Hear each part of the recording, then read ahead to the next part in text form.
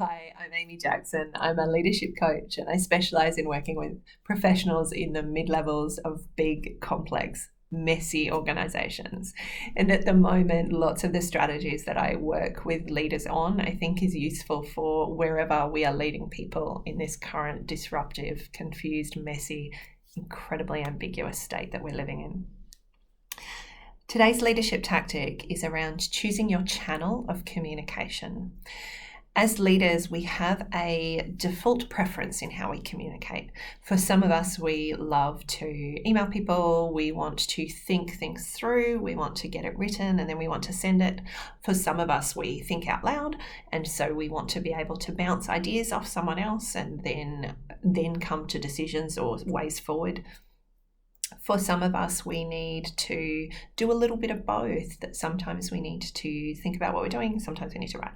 So what's this got to do with our current context?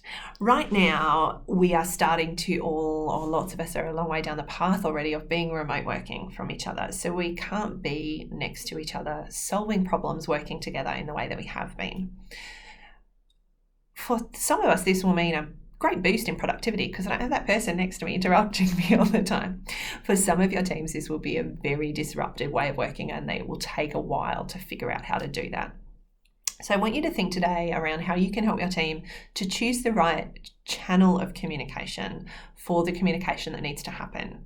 So this is again about this idea of meta communication, that we're thinking about the communication, we're talking about the communication, and then we're making aware choices, intentional choices around how we communicate with each other.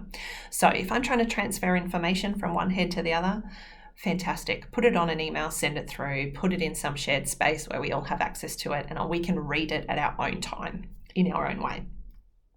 If we are trying to bounce ideas off each other that are pretty simple, superficial, process-based ideas, then text chat is great. If we are just trying to check in to ask a quick question, then the chat online is fantastic functionality, whatever version of that your organisation is using.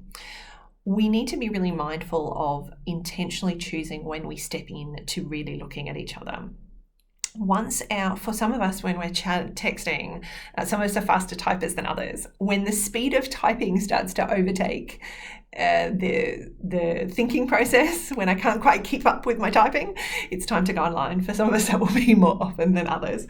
But if I can't think as fast as I can type, then I need to be in a different forum. I need to be having a live conversation with someone. Once what we're working on is quite ambiguous, then we really need to be looking at each other. We need to take that moment to go, okay, I can see you, let's work through it together, let's share screens and watch what we're working on at the same time. So really easy rule of thumb to share with your people and start to put some guidelines into place as to how we're going to do this. Information transfer, transactional stuff, let's put it in emails. If we need to figure it out together, but it's pretty process-based, let's do it through chat.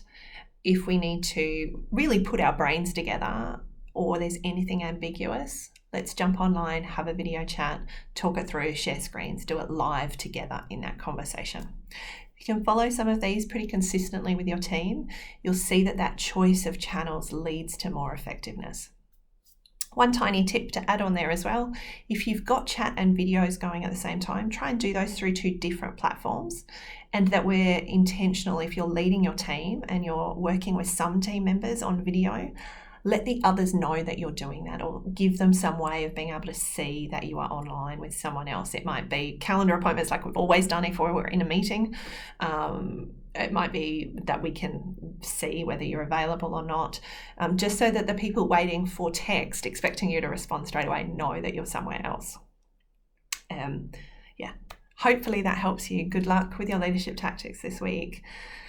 Step in, please be kind to each other, and choose your channel as you communicate. Good luck.